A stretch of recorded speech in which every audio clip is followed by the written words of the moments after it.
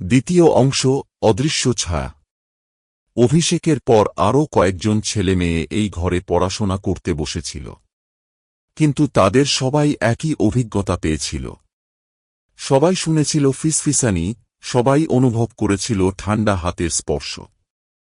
কিন্তু কেউ কোনো ছায়া দেখতে পায়নি।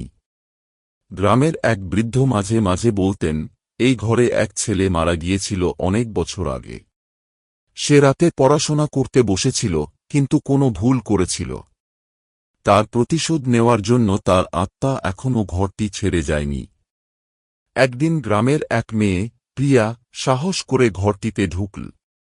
সে মনে করল, আমি ভয় পাব না, আমি এই ভূতকে মোকাবিলা করব। সে একটি লণ্ঠন জ্বেলে ঘরের মধ্যে ঢুকল।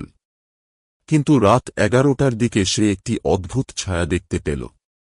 ছায়াটি ছিল মানুষের মতো, কিন্তু তার চোখ দুটি জ্বলজ্বল করছিল লাল আলোয়।